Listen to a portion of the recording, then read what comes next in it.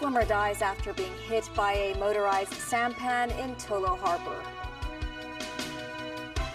1 killed and over 20 injured during a shooting incident near the end of a Super Bowl victory parade in Kansas City. And Ukraine says it sank a Russian warship in the Black Sea.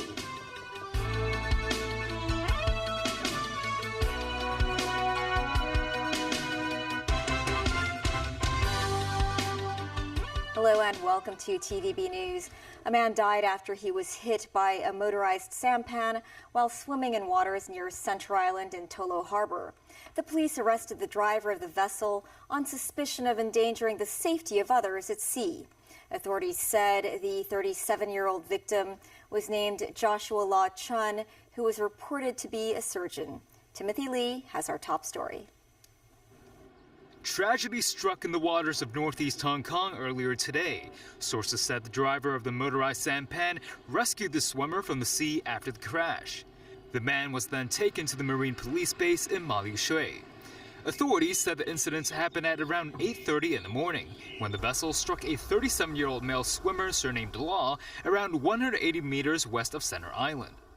The man's left leg was ripped off and he became unconscious. He was sent to Prince of Wales Hospital but was later pronounced dead. The 45-year-old sampan driver was arrested on suspicion of endangering the safety of others at sea. The police said Law went into the water at Pak Shek Kok Landing and was hit as he was swimming towards Center Island. The victim was reported to be a surgeon specializing in minimally invasive surgeries and had a habit of swimming around the area where the accident occurred. This afternoon, several people were seen swimming in waters around Wu Kai Sha.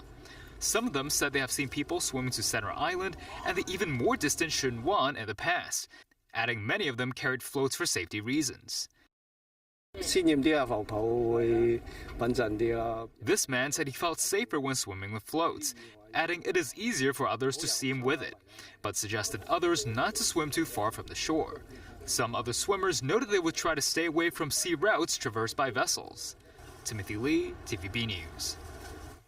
In the U.S., 8 children were among 22 people hit by gunfire in a shooting at the end of Wednesday's parade to celebrate the Kansas City Chiefs' Super Bowl win. This as terrified fans ran for cover in yet another high-profile public event that was marred by gun violence.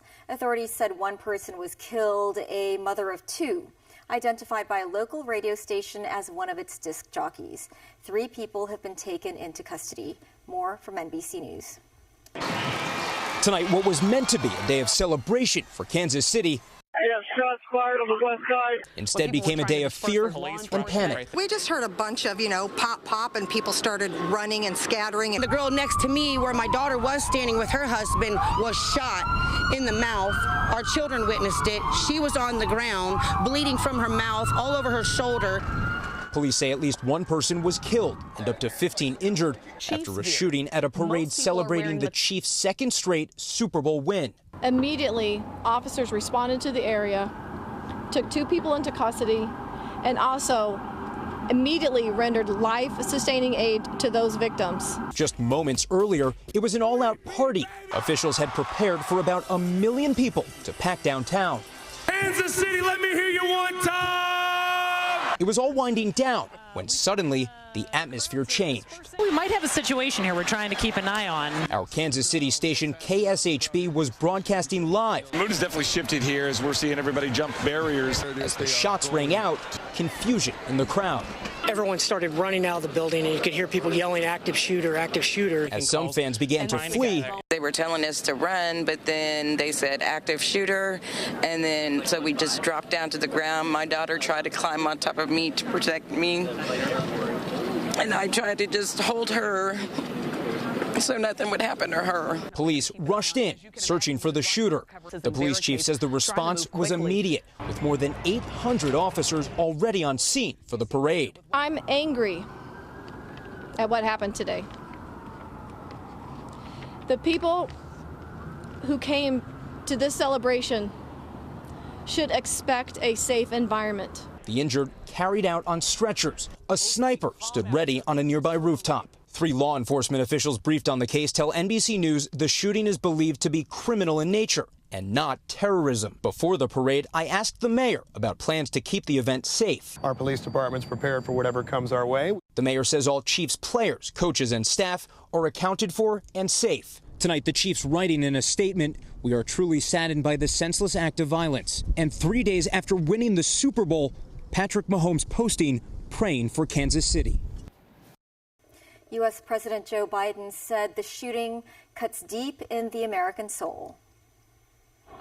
He called on people to press Congress to ban assault weapons, to limit high-capacity gun magazines, and for other gun measures that have been rejected by Republicans. He said, today's events should move us, shock us, shame us into acting. What are we waiting for? Biden noted that Wednesday was the anniversary of the 2018 high school shooting in Parkland, Florida, that killed 17 people. He said there have been more mass shootings in 2024 than there have been days in the year.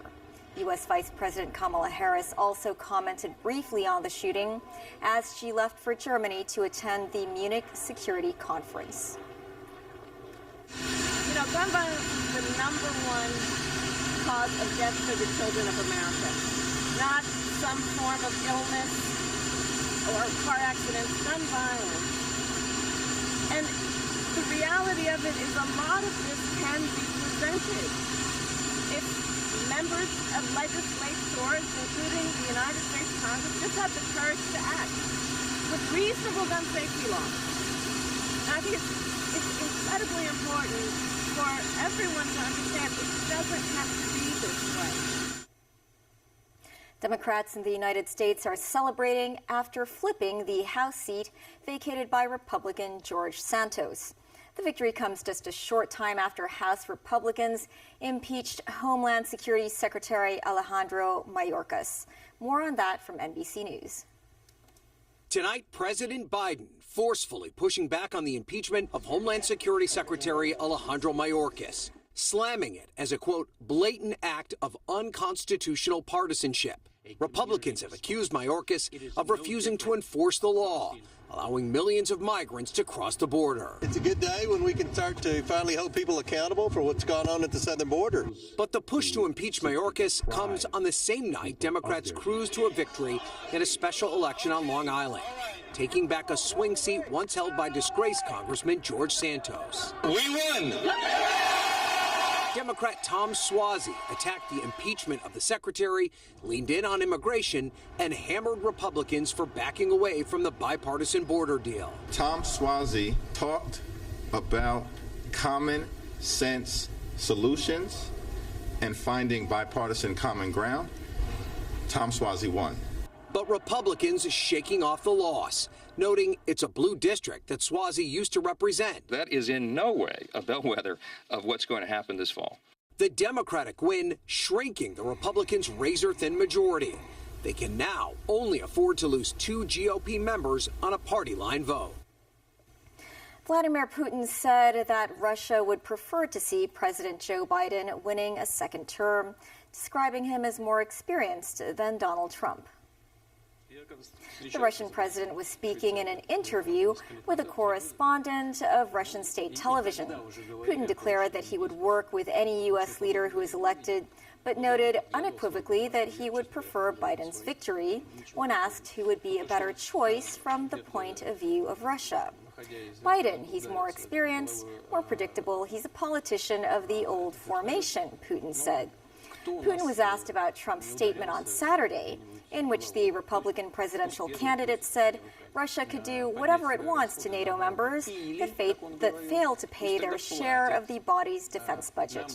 Putin replied that this has long been Trump's policy, and he would leave it to NATO to sort it out for themselves.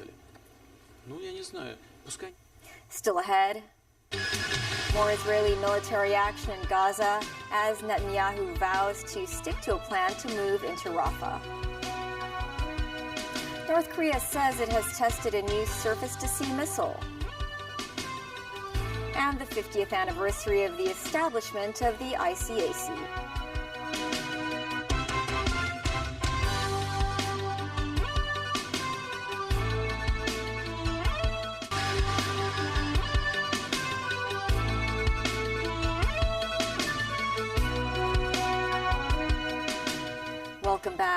international efforts to broker a ceasefire between Israel and Hamas appear to have suffered a setback. Israel reportedly recalled its negotiating team from Cairo, with Prime Minister Benjamin Netanyahu accusing Hamas of refusing to change its delusional demands. Netanyahu also said Israel is sticking to its plan to raid the town of Rafah in the southern Gaza Strip after civilians have been evacuated. A number of countries have urged Israel to hold off on its offensive, with Rafah housing 1.5 million Palestinians who have fled the war in other parts of Gaza. Nazvi Karim with more. Palestinians evacuating the main Nasser hospital in the southern town of Khan Yunis. Around 2,000 people escaped heavy fighting in the area, with reports that Israeli snipers have shot and killed at least 10 over the past week. The Israeli military said it had opened a secure route to allow civilians to leave, while medics and patients could remain inside. Reports say they are headed for nearby Rafah, the district near the Egyptian border crammed with 1.5 million people, living in fear of an all-out Israeli offensive. Netanyahu, despite international calls for restraint, is determined to attack Rafah, where he says the last battalions of Hamas fighters are holding out. Mediation efforts appear to have stalled, with Netanyahu recalling his negotiation team from Cairo, where officials from the US, Egypt and Qatar are trying to secure a deal for a ceasefire and the release of around 130 hostages held by Hamas. Netanyahu said Hamas has yet to put forward a new proposal and has rejected their demands for Israel to withdraw from Gaza and release jailed Palestinian prisoners, including Hamas fighters. In Rafah, a delegation from the World Health Organization visited the Abu Yusuf al-Najjar hospital, built to house 65 patients, but currently looking after about 300. But this degradation of the health system is really striking, and the only way forward is peace. The only way forward is a ceasefire, and we hope and pray it comes as soon as humanly possible. Meanwhile, Turkish President Recep Tayyip Erdogan and Turkish leader Abdel Fattah al-Sisi met in Cairo and called for a halt to Israel's Rafah offensive. Erdogan's visit comes as ties between Ankara and Cairo are back on track after years of tensions and frosty relations. Nazvi Karim, TVB News. Back at home, the Consumer Council saw a 9-fold increase in the number of complaints against food delivery platforms last year. Today, the watchdog said it had placed orders with 6 major platforms and found that some 60% of the orders failed to arrive at the estimated time. Mimo Singhai reports. Nowadays, ordering food through a delivery platform has become a habit for many people. Consumer Council staff conducted 56 trial orders via 6 food delivery platforms in December last year. The 6 platforms are Deliveroo, Foodpanda, Kita, KFC, McDelivery, and Pizza Hut, representing 3 aggregate and 3 in-house platforms. The trial showed that Foodpanda was the slowest delivery platform, with the longest delay time of 19 minutes. Deliveroo was the second slowest aggregate platform. The longest estimated delivery time was 78 minutes, and the longest delay time for an order was 10 minutes. While Kita delivered food orders on time, the longest estimated delivery time for one of its orders was 41 minutes. During the trials, the consumer watchdog also found that 81% of ordered items were more expensive on food delivery platforms than if customers were to pick them up from the restaurants. A fish fillet burger cost $13 under customer pickup. However, the price became $24 when ordered on McDelivery, a price difference of 84.6%. The customer service said the number of complaints against food delivery platforms had remained high over the past few years. If we are talking about aggregate number, since 2021 to now, we received 2,859 complaint cases. It is about, the delay and also non-delivery of the order. It constitutes 46% of the complaints, followed by price and fee dispute, the charge dispute, and then it constitutes 21%. So it's mainly surrounding the issue that we are talking about. Our colleague, will follow with the platforms, advising them, what are the areas, that they can improve. And based on this report, I hope, the platform would also reflect their own operational management. One said customers should compare the prices and concessions of different platforms before placing an order. Meanwhile, the council tested 19 prepackaged instant noodle samples and found high sodium and fat content in all of them. If a person consumes a whole serving of all samples, the sodium intake will exceed the recommended adult limit per meal. Moreover, 17 samples were found to likely contain carcinogenic contaminants, free MCPD and glycidol. A high content of such contaminants were detected in umami pepper noodles, Meadows tom yum flavored instant noodles, and contact lamb vegetarian mushroom flavored noodles. Consumer Council advised residents to reduce their sodium and fat intake when eating instant noodles. For instance, to replace cooking water with fresh hot water. Numbers 9, TVB News. 4 people were brought to Eastern Magistrates Courts today. They were suspected of bribing footballers to rig the results of local matches involving 3 football clubs between 2021 and 2023. 3 defendants are former footballers, and 1 is a betting agent. One of the ex-players is Brian Falk, who played as a defender for Hong Kong Football Club and Happy Valley Athletic Association. He was charged with 3 counts of offering an advantage to an agent. In October 2021, Falk, who represented HKFC, was suspected of fixing the results of matches in the 2021-22 season by offering $10,000 as a bribe in every match to a teammate. Falk was suspected of bribing the same teammate and another one in November 2021. Both Falk's teammates rejected his offers. The observatory forecasts the weather will become humid and foggy starting next Monday, with the relative humidity reaching 100%. Temperatures will also drop significantly in the latter half of next week to a low of 14 degrees Celsius. Temperatures around the city gradually rose after the Lunar New Year holidays, with temperatures in most areas rising to 25 degrees or above this afternoon. This as the weather is set to become cooler in the next 1 to 2 days upon the arrival of the northeast monsoon along the South China coast.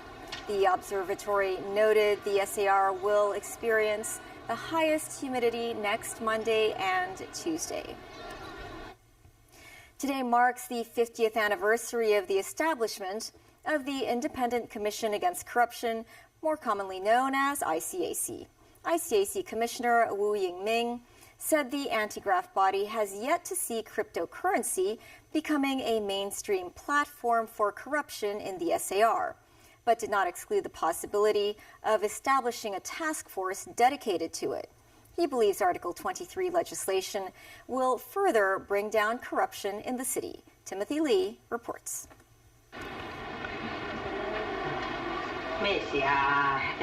Hong Kong suffered from rampant corruption throughout the 1960s, to the extent that hospitalized patients had to bribe nursing staff just to get a cup of water. ICAC Commissioner Wu Yingming noted that many residents back then believed corruption was just a part of life and thought bribery was completely legal. Among the worst offenders in the city's sea of corruption was the police force, most famously portrayed through the 1973 case involving former Chief Superintendent Peter Godber. The scandal sparked citywide outrage and played a role in the establishment of the ICAC under the then governor Murray McLeos. The commissioner of the anti-graft body said many Hong Kong people used to believe the ICAC was more of a promotional tool than a practical organization given its then small size. He stressed it was through 5 decades of hard work that changed the minds of residents, successfully educating the community about the illegality of corruption. With cryptocurrency becoming an ever-popular trend around the world, some are concerned that the digital currency may become a new tool for corruption. This as the ICAC commissioner reassured residents that current data does not show cryptocurrency, blockchain, or artificial intelligence being mainstream tools for such crimes. But he added he did not exclude the possibility of establishing a task force targeting these platforms. Regarding the upcoming Article 23 legislation, Wu believes its implementation will raise the anti-graft organization's ability to combat corruption. He noted the law will help stabilize the city and bring about order, which is essential to foster an atmosphere for less corruption. Meanwhile, the Hong Kong International Academy Against Corruption will be officially established next Wednesday. Timothy Lee, TVB News. That is the news. Thanks for watching. Bye for now.